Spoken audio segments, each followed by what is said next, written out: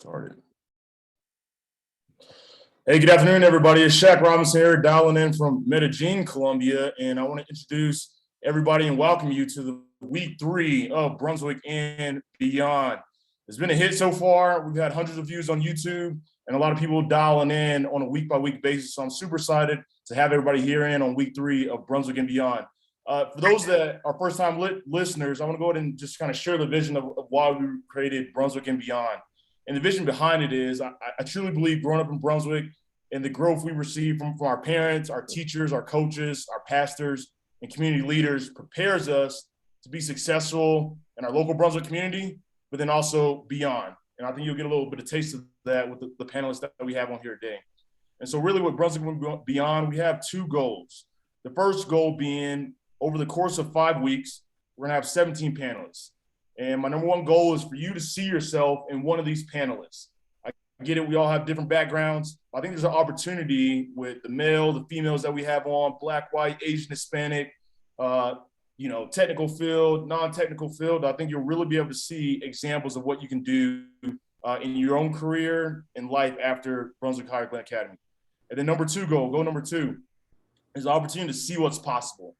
So these careers and the professions that the panelists are going to share are just going to open your eyes a little bit wider to what other possibilities out there, because I definitely raise my hand and show you that when I was a 17-year-old and I graduated back in 2011, I didn't know everything, all the possibilities out there of things that I could do and career paths that I can go along. Well, that's me and where we're at. That's the goals and the vision that we have for Brunswick and Beyond. And with no further ado, I'm going to go and they're going to introduce themselves, the panelists that we have.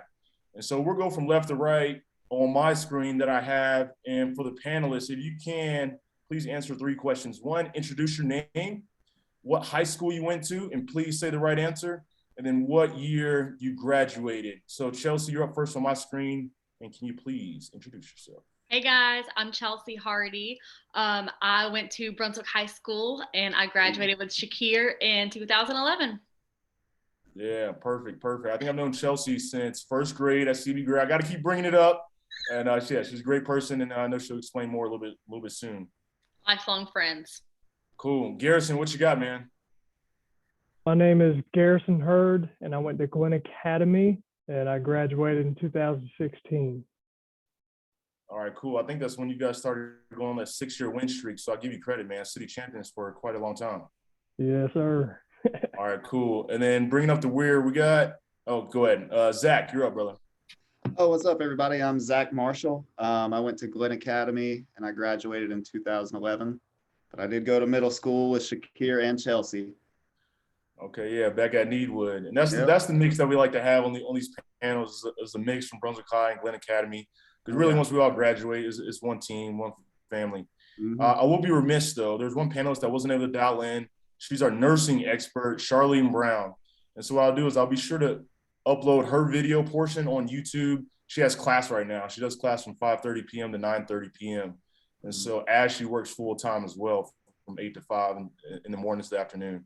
And so I'll post hers. And then if you guys have any questions specifically about nursing, you guys reach out to me on social media, and I'll put you in direct contact with Charlene Brown, who's going to nursing school, which is pretty gnarly. I love it. But without further ado, I know all you guys, right? I got a personal connection with Garrison, Zach, and Chelsea. And then we should have Malik Dave dialing in pretty soon as well, the pharmacist. But in short, I want you guys to get a chance to know the panelists a little bit better. And if you can, just a quick liner, can you describe who you were as a high school student? And so we ended with you, so we'll start with you, Zach. How would you describe yourself as a 16-year-old back in high school? When I was 16, man, it was going to Glen Academy was weird. I didn't really fit in too much with any crowd. I pretty much just went to class, got good grades like my parents said, and went to my job after work. I was in marching band for 1 year. Decided that wasn't really for me, so yeah, it was just school and work, just trying to get ready to, my goal was to kind of leave town as soon as high school was over. So I love it, man. I love it. And Garrison, how would you describe yourself, brother, back at Glen Academy? Back in high school, man, I was was really just wrapped up in sports. So whether that be baseball or football, that was what I was doing. And yeah, so in short, man, my identity was wrapped around sports, and I would like to speak more on that, but not the right thing to do. No, we'll talk about that, man, because I'm super interested in it. And then Chelsea, how would you describe yourself as a high school student being a pirate? Well, I think I kind of relate to Zach a good bit. I think by 16, I was kind of finding my own way. And same as him, I went to school. I was focused on making good grades. That was what my parents pushed. And I knew I wanted to get into a good college. Most of my friends that I hung out with outside of school were from my job. Like him, I cheered for a couple years, freshman year, sophomore year, and just, didn't really have any interest in it after that. So at that point, yeah, I was kind of focused on making good grades, getting into college, and it's kind of same as that, getting out of Brunswick. I like it. I like it. That's what we talk about, Brunswick and beyond, But our number 4 panelists we have just dialed in, Malik, Dave. So we just finished up introductions. So if you can, say your name, what high school you graduated, and then what year you graduated to.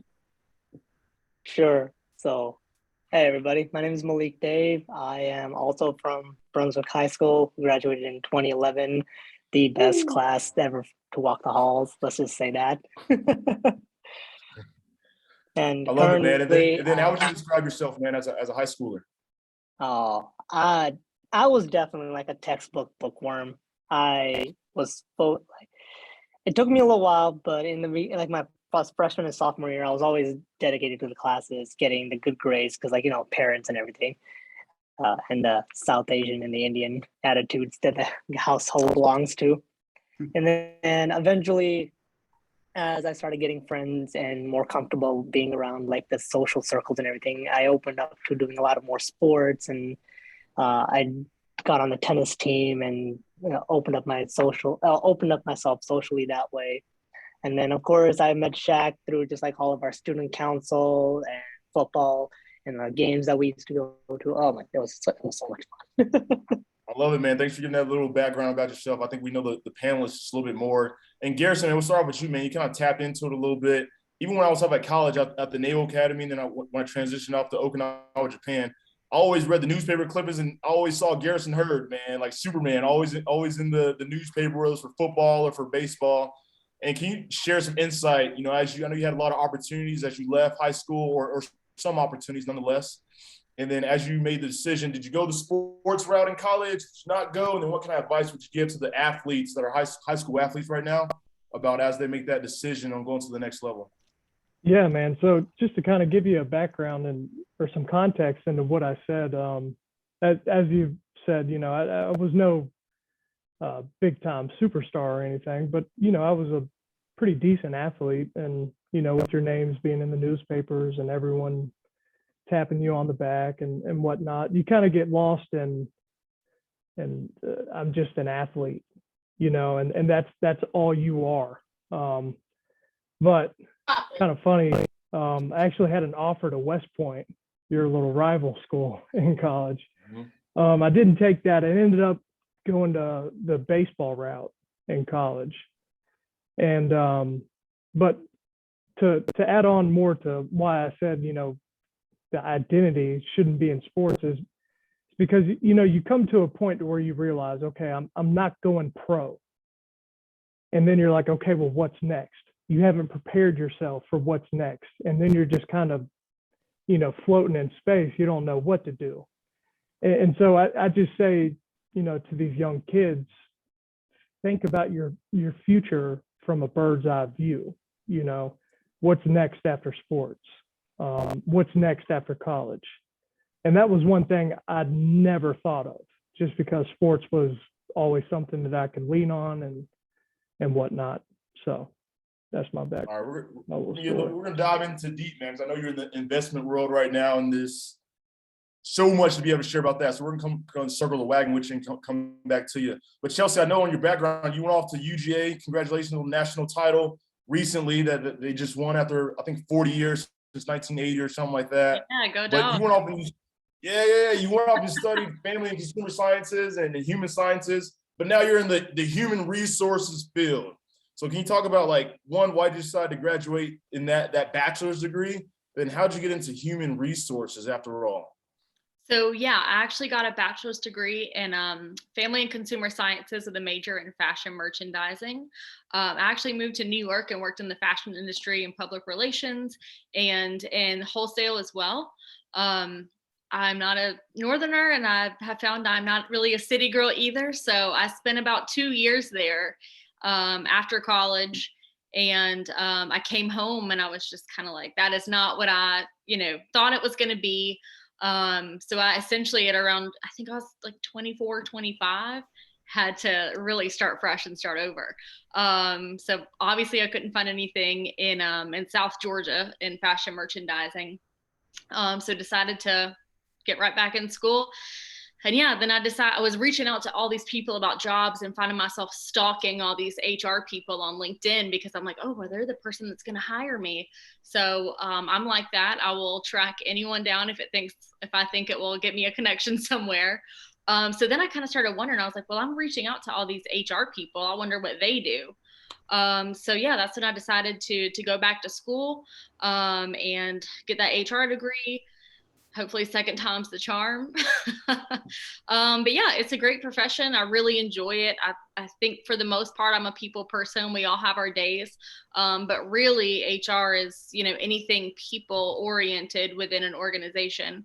Am I supposed to keep talking about what I do? Yeah, because I was going to ask you that question actually, because like when I was in high school, I'll be honest, I didn't know what HR, human resources was. Yeah. So that's my next question. What is human resources? Human resources encompasses so much.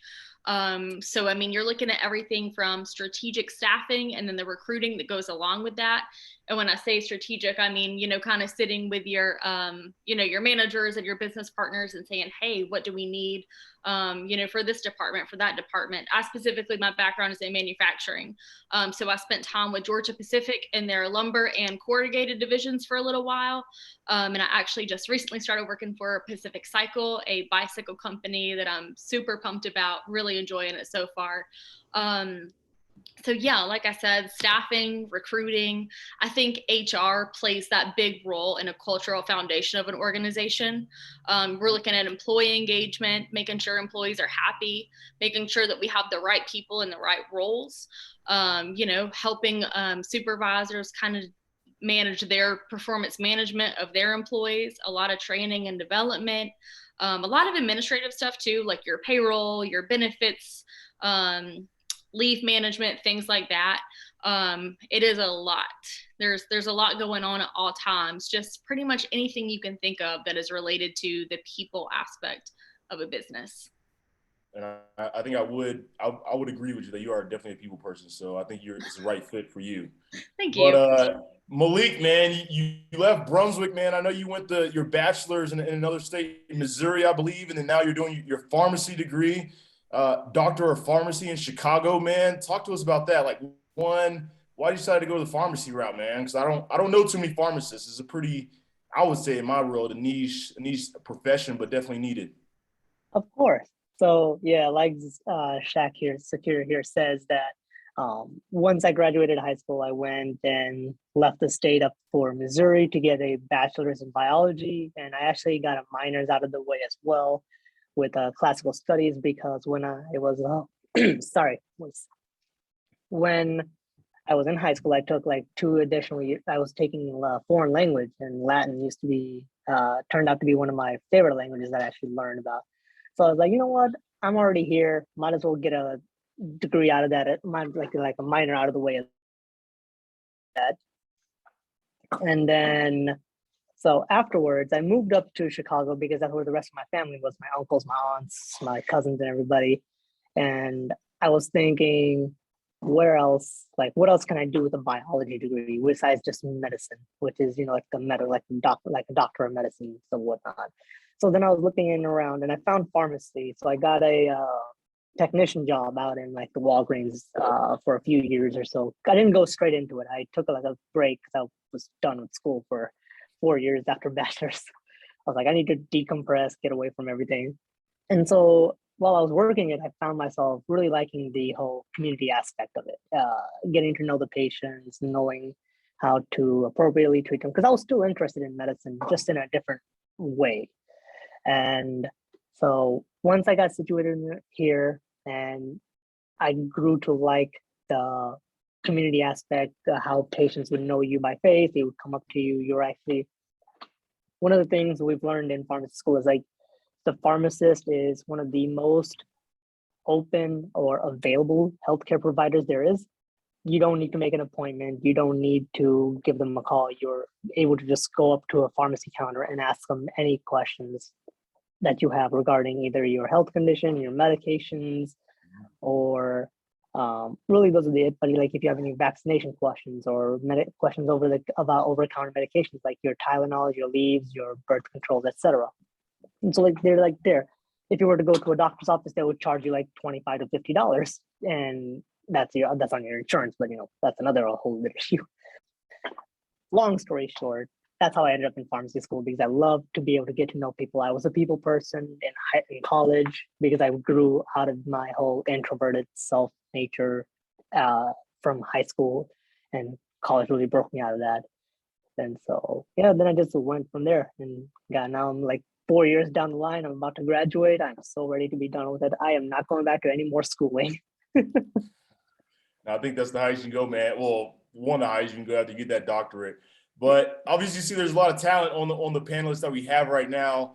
I'll be remiss, Zach. I know you're one man of million talents with many jobs, but I kind of want to focus in. Last week we brought in my buddy Al, and he kind of talked about the technical side of doing a technical career. That's where I really want to set up shop and drop anchor with you, because as you can go to college to get a 4-year degree to become whatever you want to do, investment, finance, biology, like Malik. Can you talk a little bit about what's on the technical side and kind of what you do for your day-to-day life in the technical realm? Because I'm excited to hear about it.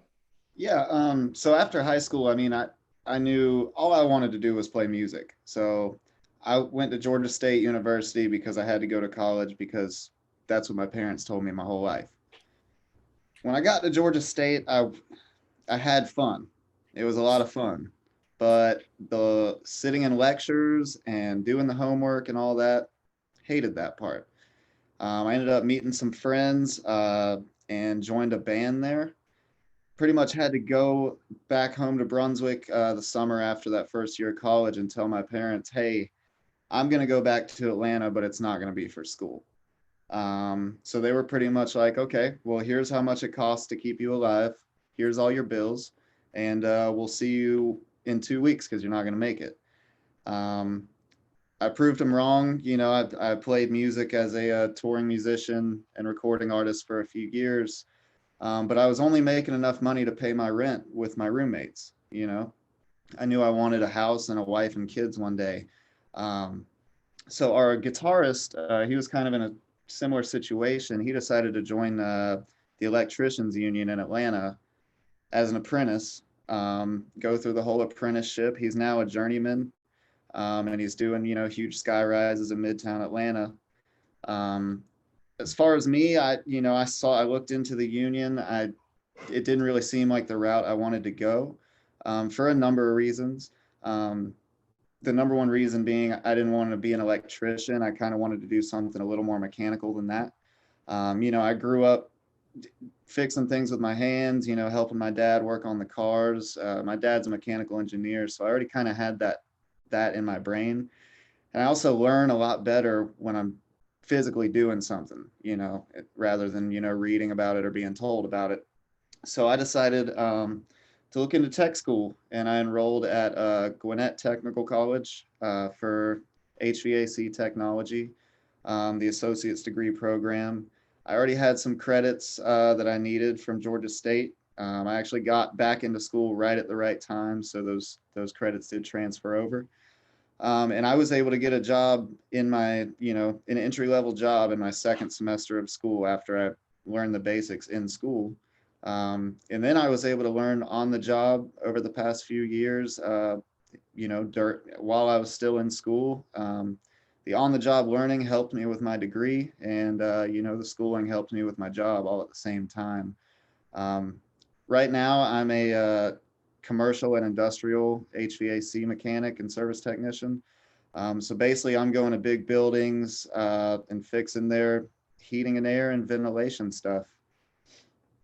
I love it, man. That's cool to hear, man. I think that's another opportunity that, a lot of kids from Brunswick have the opportunity to do if they want to go that route and they're more hands-on. We definitely need that. Yeah, it's definitely it's rewarding to be able to help people and see my progress as I go. When I fix something and I see it working, I love that feeling. There's nothing better than that. And I feel like a lot of kids, they learn better that way. They're not really bookworms. They don't want to sit in a classroom. They get anxious and antsy. That's where I was. And you can support a family and you can make really good money in the trades. You just have to work for it. I like it, man. So let's come back to that because I'm interested. So go to get your thoughts together about what life you can provide, being on that technical side where it's like electrician or HVAC, because I'm come back and ask you that question. But Garrison, man, so you leave high school, right? You go off to college, and now you land a job in the investment world. Like, here's your time, man. Give us your spiel about what it's like being in the investment world. What advice would you give on kind of like personal finance to these young students? And then, because we got a lot of, I think Kinley Creekmore, right? He has a class on investment and finance. So a lot of his students are dialed in right now. So please give us your spiel, man. What you got for us? Yeah, man. Managing and investing other people's money it's very rewarding. Like Zach was saying, you're able to grow people's money, whether they be retired, whether they just run into money or whatever it be. But it's a very rewarding job because you have to understand you have people's blood, sweat, and tears at the grasp of your hands, and so just the thought of that brings a little bit of pressure, to say the least. But it's something I enjoy doing. I enjoy the responsibility. I believe personally that responsibility makes you an adult very quickly, and the more responsibility you have, but you're doing people a very necessary service by helping them invest their money, because a lot of people like me didn't have parents that were, actively investing, or they were just ignorant to the topic. And so I think it's a very important thing to do, especially when you're young. I was showing Shaq a graphic earlier that just investing $100 a month for 40 years, these kids are 17, 18 years old. You do that for 40 years. By the time you're 60, let's say you get, a 10% return per year, you're going to end up with over $500,000 just by investing $100 a year right after you got out of college and you were making money. And obviously there's, it's not as easy as that. You got to know what you're doing and whatnot. But, and I guess I can share, what was that, Shaq? No, go ahead. I want to say, like, when scoping it to like these high school students, right? When it comes to like personal finance in general, like 17, 18-year-old, what are some keys that I should know on a very baseline basis about finances? Yeah, I mean, when you're young, man, you don't necessarily understand the value of money. Like if I ever made money, man, I just went and spent it on food or shoes or something for sports or whatever it was. But if I was to go back and look at the amount of money I spent in high school, the money I made, if I would have just said, you know what, I'm going to keep half of this, stash it to the side, I probably could have had, $5,000 in my pocket as an 18-year-old. Whether that's a lot of money to you or not, that's a good chunk of change. I don't care who you are. So initially I would tell, these kids that, save money, man. Don't buy the shoes. Don't buy materialistic things to try and keep up with the Joneses or anything like that. Find some help. Find somebody that knows what they're doing that can help you turn that money into more money, or just save it the old-fashioned way, put it in a shoebox and hide it in a closet. That's what I would have done if I knew what I knew now. But I like it, man. So kind of keeping on the same topic of being able to, when you're in high school, you probably could have saved a little bit more, all the working that you did. And then I'm interested too, like Chelsea, you kind of mentioned about the career changes that you did going up in New York, and then, deciding to get into HR. What advice would you kind of give students that don't really know what they want to do as they leave Brunswick? What kind of advice would you give to those students as they're trying to figure it out as they're only 17 or 18 years old? I would say explore your options. For whatever reason, looking back, I had the mindset that they were just so, I don't know, like both of my parents were nurses. I grew up around all their friends that were nurses. And most of what I saw, people that we went to high school with that were a little bit older than us and graduated and stuff was like nurse or teacher. And I knew that neither one of those was my jam. So, I don't think I knew how to like explore my options until I really became a senior and I was like heavily researching colleges and the programs and stuff. But I would say look up colleges and look up what majors they have. Some of them might sound crazy to you, but if you see something that catches your eye, there's typically like what can I do with this major? To your point and to Zach's point, manufacturing is just such a booming industry. The company I work for is bringing bicycle assembly back to the US. So that's kind of my big project that I'm working on right now. We need a lot of technical skills, and like you guys said, these guys make a really nice living for themselves. And that was just something I never even thought about in school. Not that myself, that probably would have been for me, but I definitely tell people now, I'm like, hey, if school's not your thing or you don't want to sit in a lecture, look into tech schools. There's so many options. And with more and more manufacturing coming back to the US and even like what Zach does, the HVAC, and just kind of, I don't know, there's so many welding, things like that. I mean, those are awesome career paths. So I would say, hey, if you don't know what you want to do, don't panic. You have time. Look at me. I, was mid-20s. People change careers in their 30s, 40s, even 50s now all the time, so it's okay if you change your mind down the road. But two, I would just say, make sure no one's going to explain everything to you or share all your options. You have to take it upon yourself to do the research and find what fits you.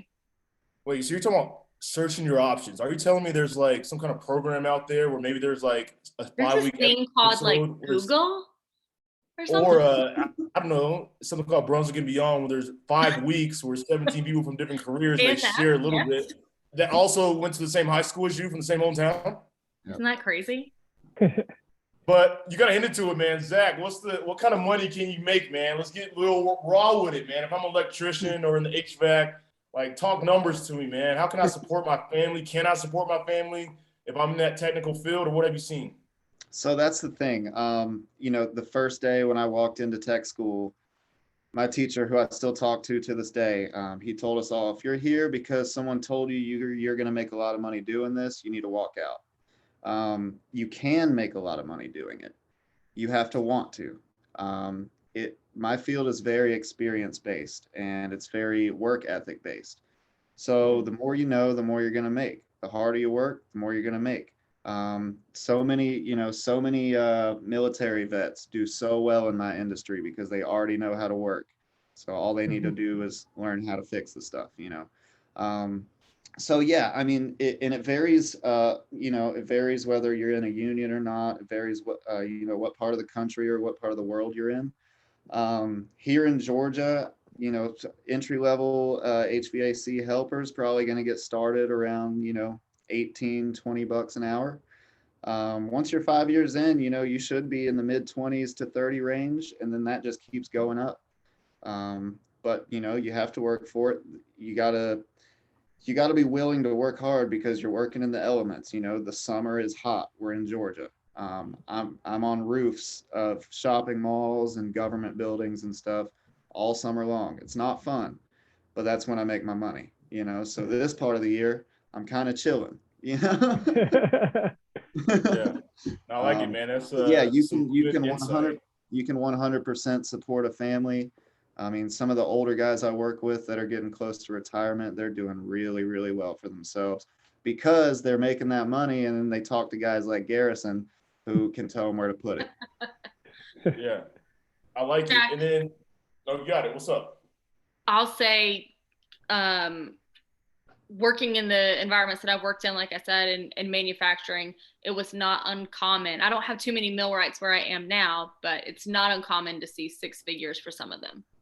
It's so, I mean, yeah, I mean, you have to start out and, you know, like Zach said, pay your dues. You're probably making 18 to 20 per hour.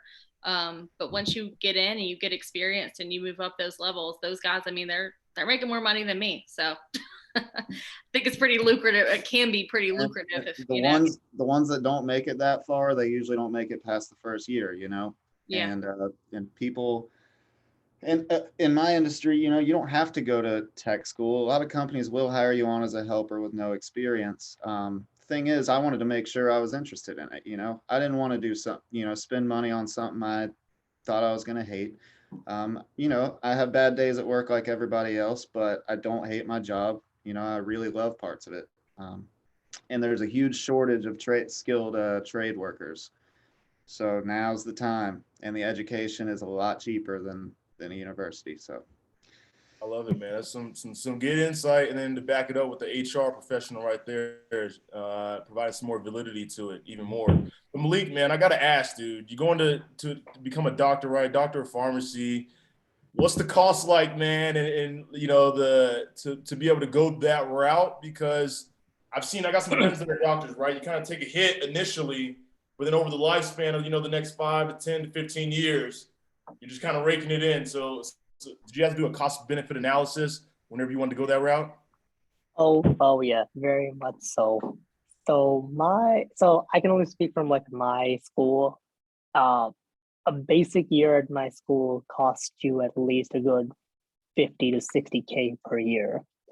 And if you're on financial aid, like everybody in a graduate program would be, you're going to come out with at least 200 to 240 plus in loans. 1,000, by the way, not 100.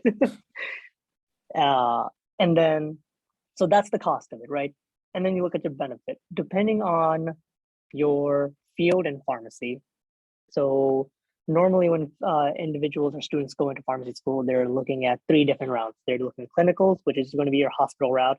They're looking at industry, which is going to be your pharmaceutical companies. So like the medication, like the big corporations that would make your cholesterol, blood pressure, insulin, et cetera, type of medications. Or you're looking at community pharmacies. So that's going to be your CVS, your Walmart, your Walgreens, and your smaller mom and pop stores as well. And the salaries between pharmacists in those 3 fields can vary significantly because it just depends on your level of experience in the, I guess, like the environment of like where you go into.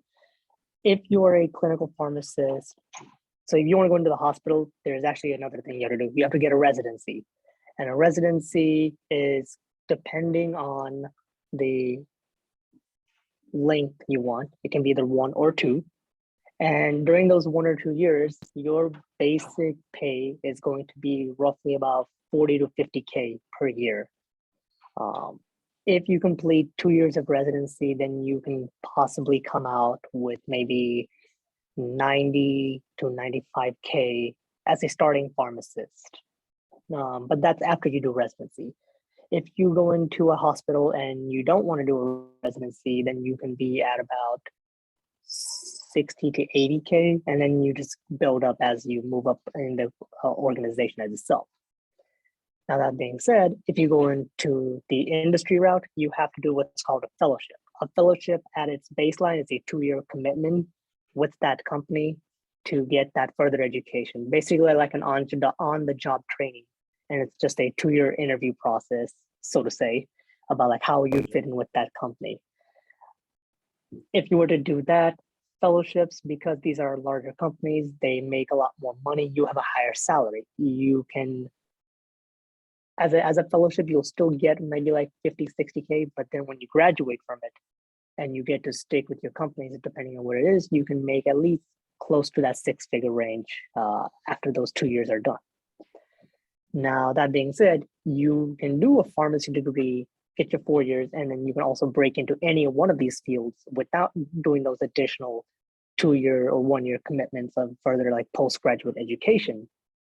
You just got to be able to show those individuals who you're going to be interviewing with, like the HR departments, their preceptors, their hiring managers, and whoever you're going to be working with in that company, that, even though you don't have this postgraduate education on like to follow it, you do have that drive, you do have that motivation and the base, like, your characteristic, like your character, like you're able to get things done. You don't necessarily need to know 100% of all the answers to the questions they ask you, but you got to be able to find those answers to the questions and be able to like tell people and patients, be like, let me get back to you on this, but do it in a timely manner. Don't take like a month or two to get back to a single question. Like, 24, 48 hours is a roughly good time. But yeah, so it's a wide range in salaries, it's a wide range in experiences, but there's never a barrier for you to get into once you graduated with a pharmacy degree, the doors just open for you for where you want to go. Yeah, so opportunities for like exponential growth. I love it. So I think we're going to try to stay on time, right? Normally that 45-minute mark. I want to give the opportunity for the panelists to give one last piece of information or a wrap-up story, a piece of advice to the students. And we'll start off with Garrison. We'll come to you. Just one last parting note that you want these students to get before we log off and finish this week 3 session. Yeah, the one thing I would say, man, is whenever you become adult, and really not even as a high schooler, life is essentially all about relationships and who you know. You don't have to be the smartest guy. You don't have to be the best looking guy. It's really all about who you know. And just always be willing to talk to somebody, always be willing to have an open ear.